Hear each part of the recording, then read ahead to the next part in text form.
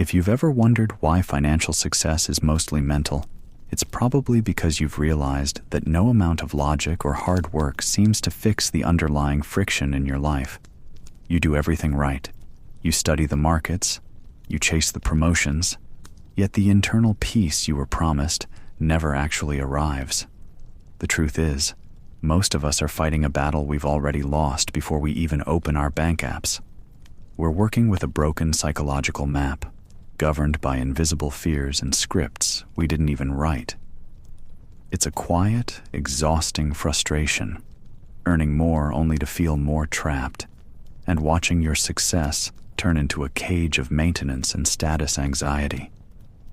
If you don't understand the machinery behind your choices, you're not building wealth.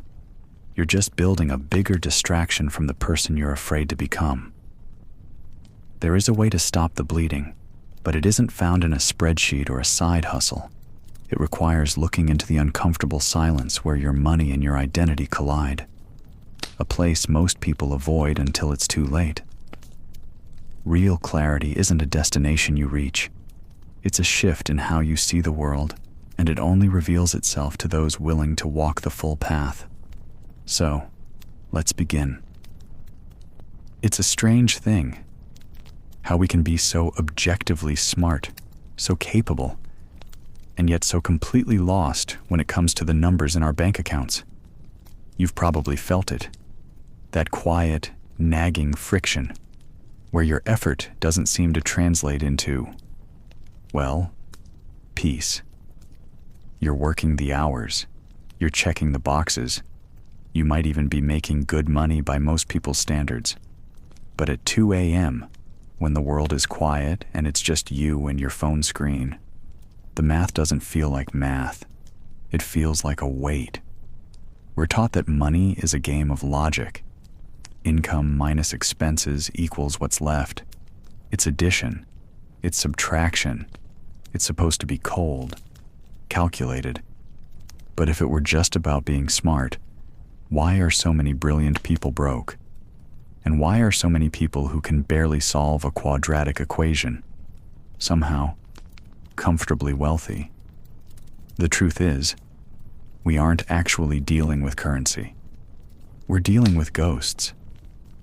Most of us are walking around with a financial operating system that was installed when we were 7 years old. We didn't choose it. We just absorbed it. Maybe you grew up in a house where money was a scream, something people fought about behind closed doors. Or maybe it was a whisper, something polite people didn't discuss, like a family secret that was slightly shameful. You think you're making rational decisions today, but you're actually just a passenger. You're watching your younger self pull the levers. When you get that hit of anxiety before opening a credit card statement, that's not your adult brain. That's a child's fear of being in trouble. When you buy something you don't need just to feel a fleeting sense of, I belong here, that's an old hunger for status that no amount of leather or tech can actually fill. It's almost funny in a dark way. We spend years getting degrees, learning market trends, and optimizing our LinkedIn profiles, all while ignoring the fact that our actual behavior is being driven by a version of us that still thinks $100 is an infinite amount of money. We're told to earn more, as if a higher number on a screen will magically fix a broken relationship with security. But have you ever noticed how the more you earn, the more the cost of being you seems to rise? It's called lifestyle inflation, but that's too clinical a term. It's more like an emotional leak. You're pouring more water into the bucket, but the holes at the bottom are just getting bigger because you're trying to use money to solve problems that aren't actually financial. You can't out-earn a mindset that views money as a way to escape yourself. There's this quote. It's often attributed to the idea that our character is our fate, which basically means that who we are determines where we end up. In plain terms, your bank account is eventually going to catch up to your self-image.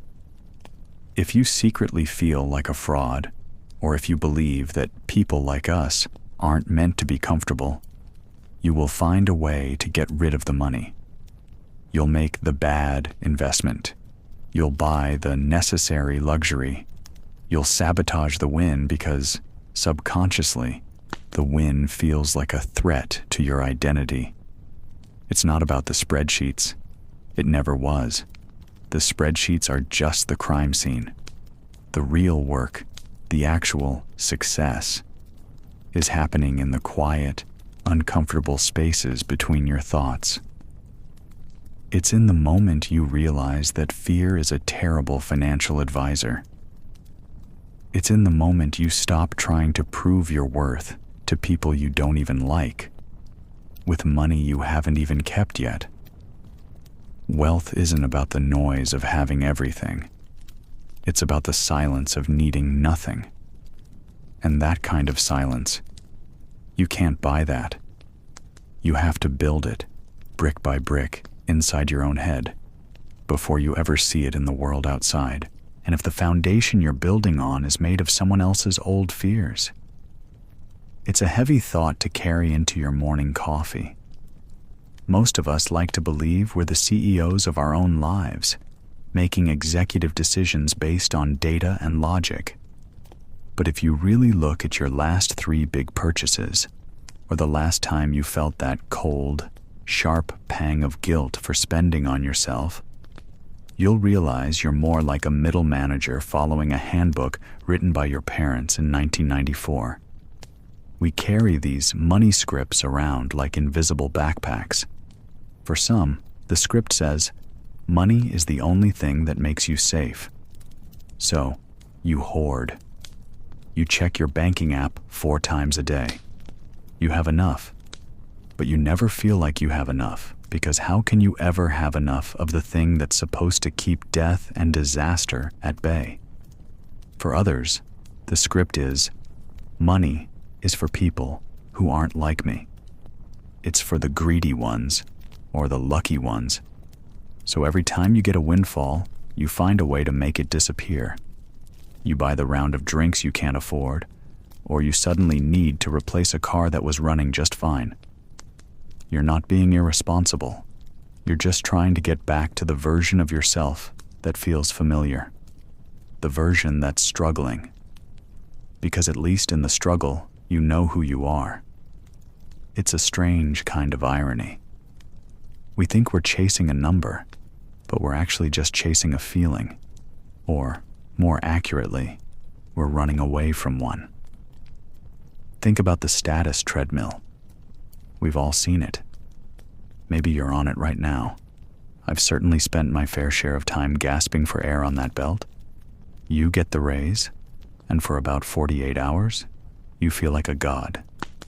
Then, you look at your neighbor's driveway, or you see a college friend's vacation photos, and suddenly, that raise doesn't feel like a win anymore.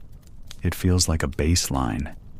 We use money to buy things we don't even want, to impress people who are too busy worrying about their own status to even notice ours.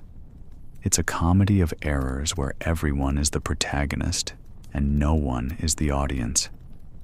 We're all performing for an empty theater, wondering why we're so exhausted. And the math? The math doesn't care about your ego. The math is just sitting there, watching you pay interest on a life you're living for someone else's approval. It's not just the spending, though. It's the way we work. We convince ourselves that just one more year of the soul-crushing hustle will buy us the freedom to finally be ourselves. But freedom isn't a destination you arrive at.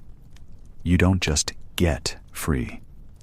If you spend 20 years training your brain to be a high-functioning anxiety machine in exchange for a paycheck, you don't magically become a relaxed, mindful person the day you hit your number. You just become a rich person with a high-functioning anxiety machine for a brain.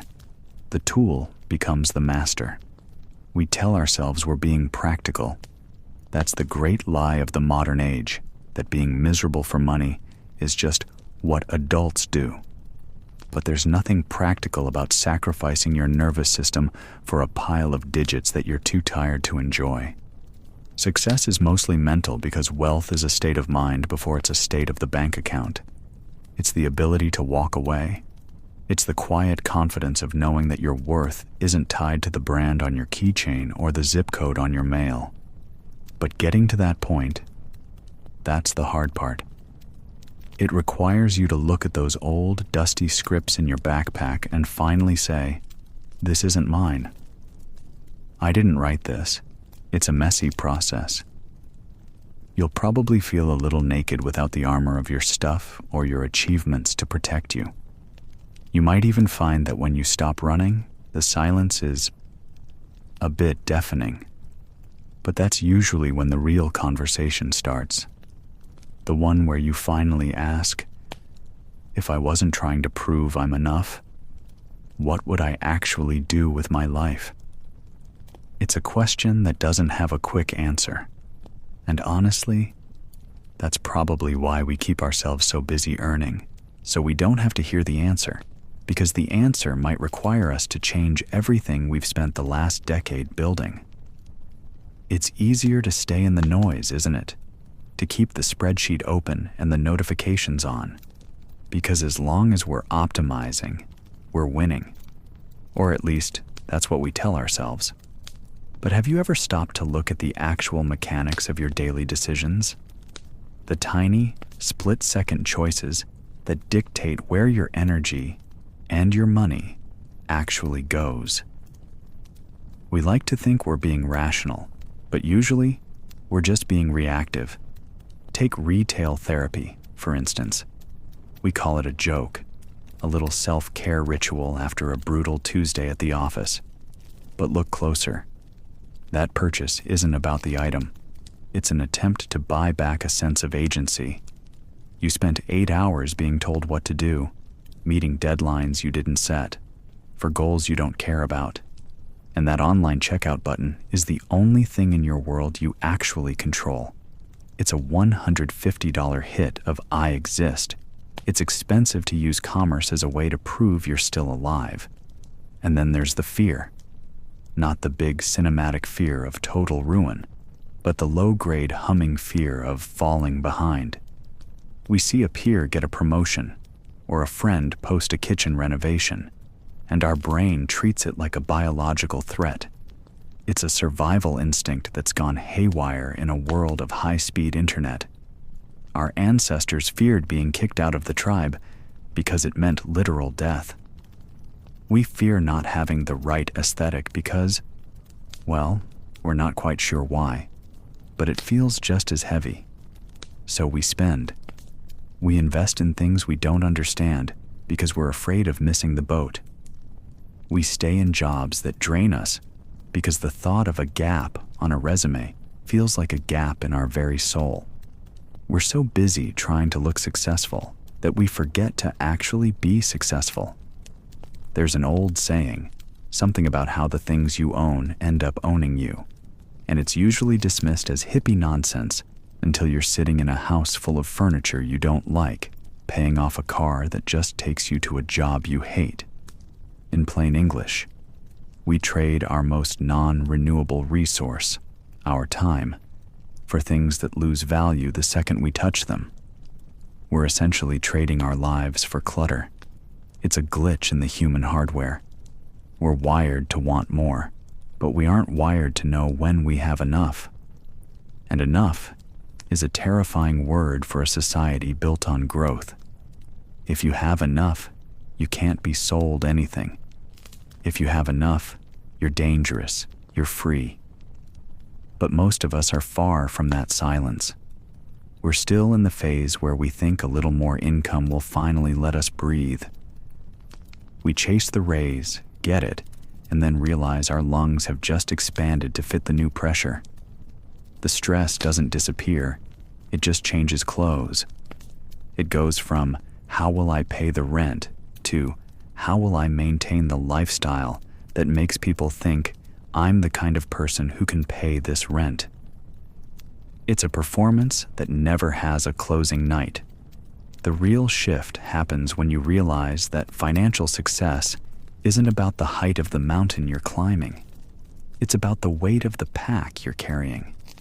You can be at the summit and still be miserable if your pack is full of stones you picked up just to impress people at the base.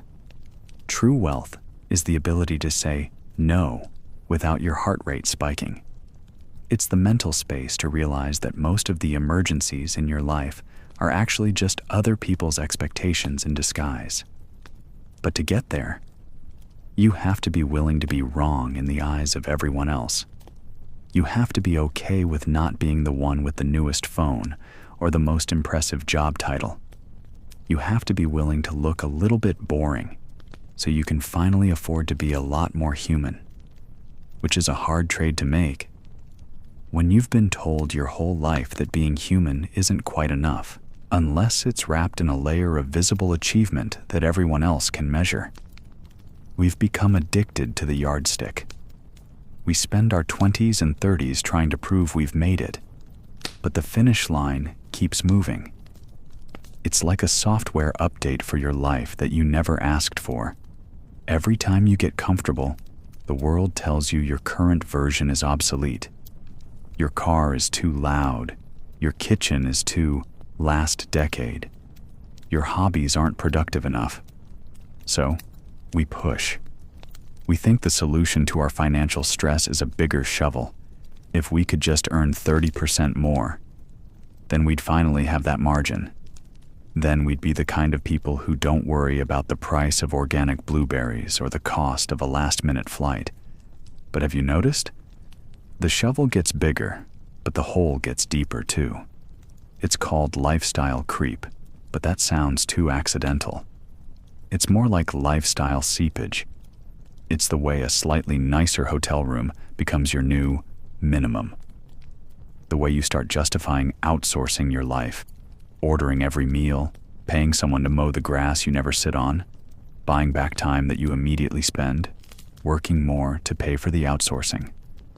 It's a circular logic that would be funny if it wasn't so exhausting.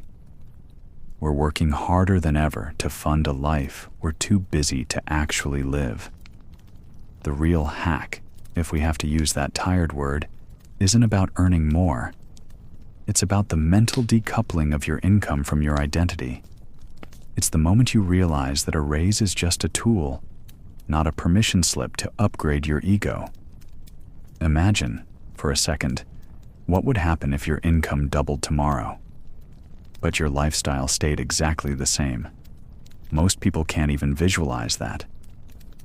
Their brain immediately starts spending the ghost money. They see a better zip code, a faster engine, a different class of stuff.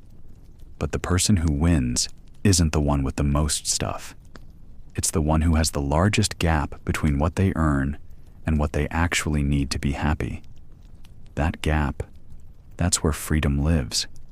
That's the wealth that doesn't show up on Instagram but lets you sleep through a recession. It's a mental upgrade, not a financial one. It requires you to sit with the discomfort of being out of step with the culture. It means being the person who makes $200,000 but lives like they make $80,000, not because they're cheap, but because they've realized that the extra $120,000 is worth more as autonomy than it is as a European SUV. There's a freedom in being unimpressive. When you stop trying to signal your success, you realize how much of your daily anxiety was actually just maintenance. Maintaining the image, maintaining the subscriptions, maintaining the social standing. When you let that go, you aren't just saving money, you're reclaiming your bandwidth. You start to see money for what it really is, stored energy. And you have to ask yourself, what am I spending my life force on? Is it a bigger house with more empty rooms? Or is it the ability to wake up on a Tuesday and decide that today I'm going to go for a long walk and think about nothing at all? Most people are rich in things and poor in time. They've built a golden cage and spent years polishing the bars, wondering why they feel so trapped. They think the key is more gold. They don't realize the door has been unlocked the entire time.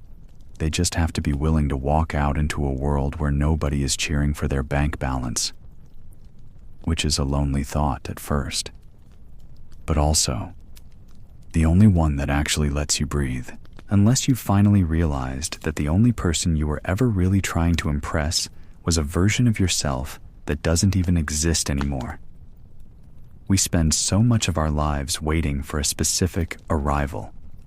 We think wealth is a destination with a velvet rope and a sign that says, "You're safe now." But the more you look at it, the more you realize that true wealth isn't a number you reach. It's a way of moving through the world. It's a shift from a posture of grasping to a posture of having.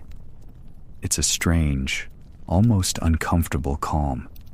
It's what happens when you stop viewing every dollar as a weapon to fight off your insecurities and start seeing it as a choice. Most people are playing a game they can't win because they haven't defined what winning looks like. If your definition of success is more, then you are, by definition, always failing. There will always be a bigger house, a more exclusive fund, a more polished life just out of reach. But when you move the goalposts back to your own doorstep, when you decide that success is actually the ability to control your time and your peace of mind, the game changes. Suddenly, the pressure to optimize everything starts to feel a bit silly. You start to see the ghosts we talked about earlier, the childhood screams and the whispered shames, and you realize they don't have to drive the car anymore. You can acknowledge them, pat them on the shoulder, and keep your hands on the wheel. You recognize that the retail therapy and the status chasing were just loud ways of trying to fill a very quiet void. It all starts to come into focus, doesn't it? The invisible barriers that kept you stuck weren't made of lack of intelligence or lack of hustle. They were made of old scripts and unexamined fears. The struggle wasn't with the bank. It was with the mirror. All those years spent upgrading the life on the outside, the cars, the zip codes, the practical miseries, were just diversions from the real work of upgrading the mind on the inside. You realize now that you don't need a bigger shovel. You just needed to stop digging the same hole. Wealth, in its truest form, is the silence that remains when the noise of proving yourself finally stops. It's the freedom to be unimpressive. It's the luxury of not needing to be noticed. It's the deep, grounded realization that you are already enough, and the money is just there to help you experience that truth more fully. It's a long walk to get here, and if you're still somewhere in the middle of the woods, feeling that old friction, that's okay. Most of us are. These patterns took decades to build. They won't dissolve in an afternoon. But even just noticing the script while it's playing, that's a win. That's the crack where the light starts to get in. I wonder, what's the one money script you've realized you're tired of following? Is it the need to stay busy? The fear of not having enough? Or maybe the urge to buy things for a version of yourself you don't even like? I'd love to hear your thoughts in the comments. It's a heavy topic, and sometimes just saying it out loud or typing it out makes the weight a little easier to carry. We're all trying to figure out this human stuff together. If this conversation felt like something you needed to hear today, it would mean a lot if you'd leave a like on the video. It helps other people find this quiet corner of the internet. And if you want to keep exploring these truths with us, feel free to subscribe. We'll be here. Take a breath today. You're doing better than you think.